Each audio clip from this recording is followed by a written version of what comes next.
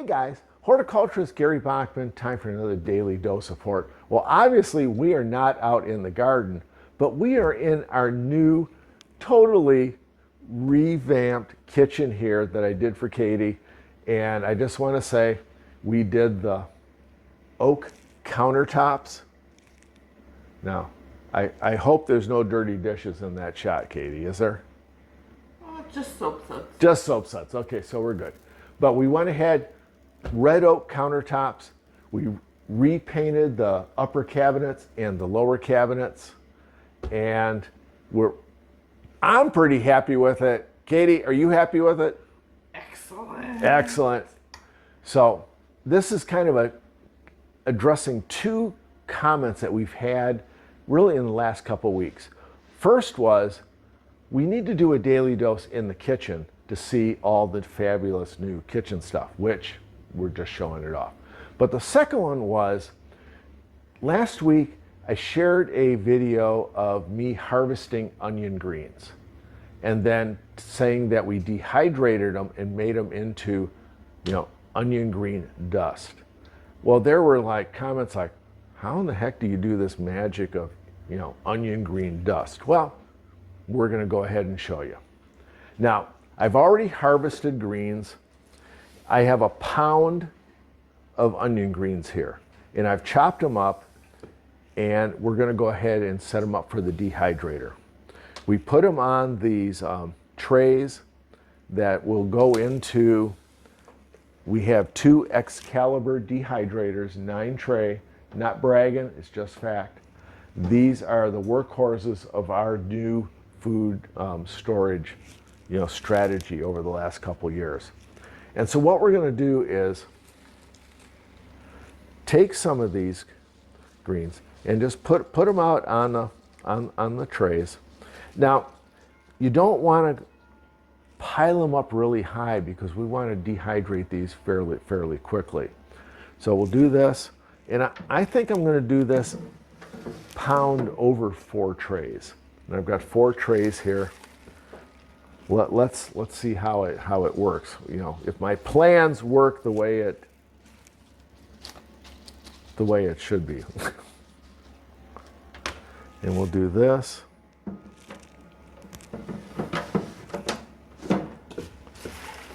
Yeah, we'll do this because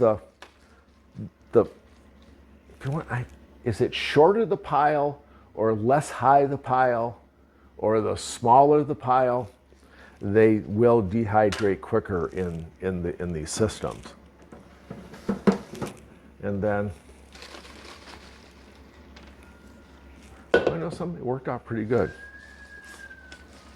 And I don't know if anybody can identify the bowls that I use because these are the best bowls in the world. But we'll go ahead and put these in here and put the door on front. Now, Kate, come around here, and we need just a shot of this. These dehydrators aren't your run-of-the-mill ones that you just plug in and turn on. What they do, they have temperature control. We've got a timer, but we can also control temperature. The higher the temperature, the grayer or less appetizing your greens will be. So what we're going to do is set this to about 120 degrees. Okay, it's between 115 and 125. Okay.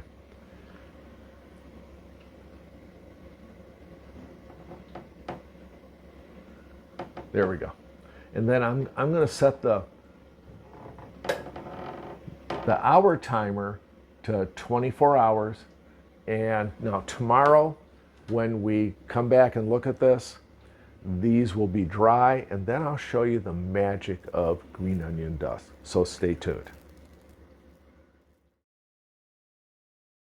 Hey everybody, listen, it's 24 hours later. It's time to get those onion greens out of the dehydrator. So we're going to open this up, and I will tell you, if you're dehydrating greens like greens or onion, anything that's very light, make sure the fan is turned off, because if you take this the cover off, they all blow out. And they're all over the floor and you've lost them. But let's go ahead and take these out. And the beauty of these dehydrators with the temperature control, this was set at 115, 120. Look how it's kept that green color. If you go any higher than that, it's gray and it's not very appetizing. So what we're going to do is we're just going to try to not make a mess in Katie's kitchen here. Right, Kate? That's right. Yeah, but what do I usually do? Make a mess. Yeah, that's right. So we'll do this. And you kind of see how everything's kind of blown out this way. The fan's over here. So even with the door shut, these onion greens are blowing around in the dehydrator. Then we'll do this. And we'll take one more out here. And it's really kind of fascinating that, you know, we put this in, you know, 24 hours ago. These greens are dry. Now what I'm going to do is I'm going to kind of crunch them up here. This just facilitates further processing by kind of reducing the volume a little bit. So, okay, so we're ready here to get going on the next step. Now remember, yesterday I said it was 1 pound of onion greens. So what we want to do here is I want to see just how much water we lost in this whole process. So I'm going to put it on the scale. I basically weigh everything that we do here. Kate will attest to it. I'm a numbers guy on this production. I can kind of tell you what's going on. So obviously I have my Pioneer Woman bowl here.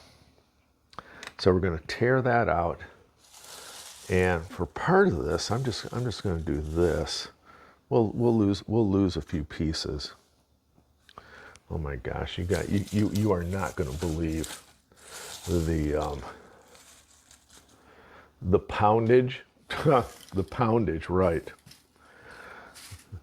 We're just going to say you're not going to believe the grammage. How about that?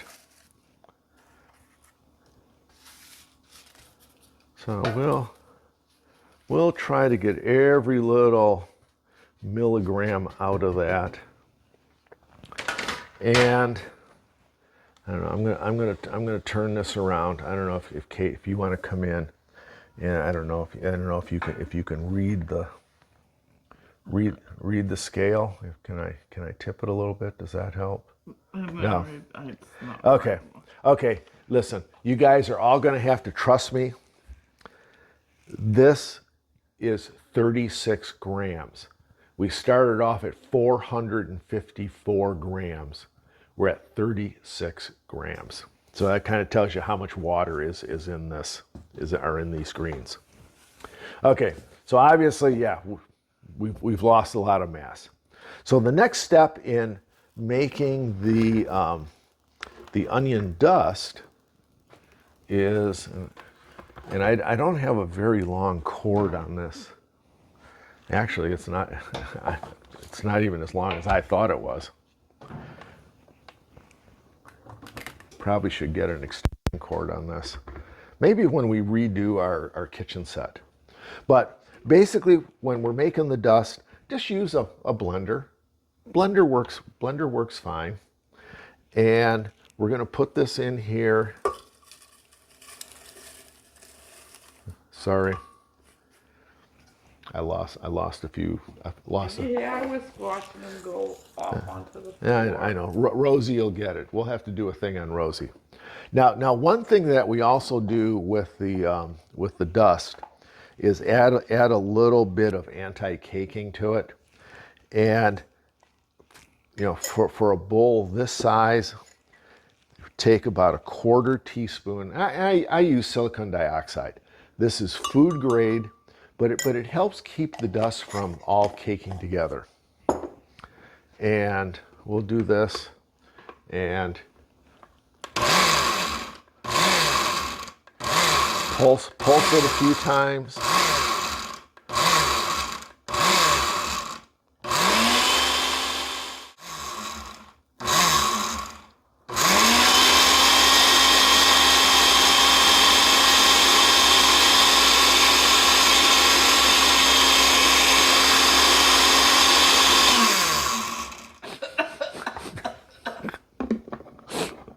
Oops, I forgot to put the cap back on it.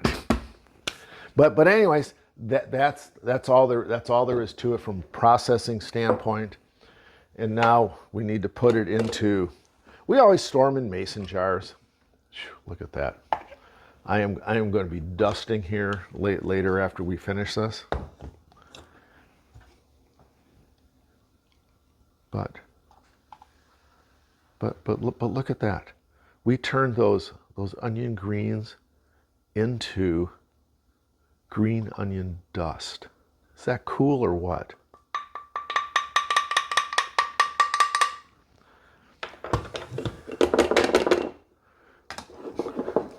And so, we started off with a pound of onion greens. We ended up with a cup of onion dust. Now, what do we do with that now? Well, I'm going to go ahead and store it in these jars. And just to keep the, try and control the moisture, I like to use, these are food grade desiccant packs. You can get these on Amazon. And yeah, I know it's about as big as the jar, but I like to overkill a little bit, but we'll put that in there. And now we could put kind of the white twist-on caps on this, but I'm going to show you a new toy that I've got. Going to go ahead and take a regular canning lid, okay, and put it in there. White cap or just a ring on that, we could seal it. But I found this battery vacuum sealer. And so we'll put that on there and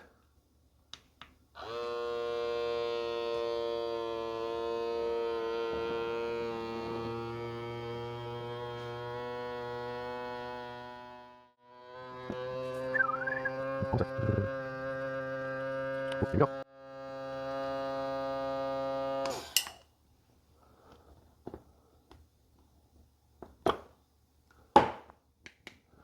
And it's now vacuum sealed, so perfect for shelf storage. Oh, Kate's coming around here. I don't know what she's going to do. You're going to show them the shelf. Oh, Kate's ad-libbing here. I didn't realize we were going to go to the shelf. So anyways, that means I've got to move this. And here, you want to come around this way if you want the full effect, Kate. Yeah. Yeah, look at the floor. Yes, I know, dear. Okay. But here is the vacuum sealed, all of our peppers and everything in here vacuum sealed. And so these green onions are going to go, after I label them, I'm going to go here. They're going to go, oops. They're going to go back on the shelf, all bundled up, ready for use. So anyways, that's how we do some of the making of the dust here at the Urban Nano Farm.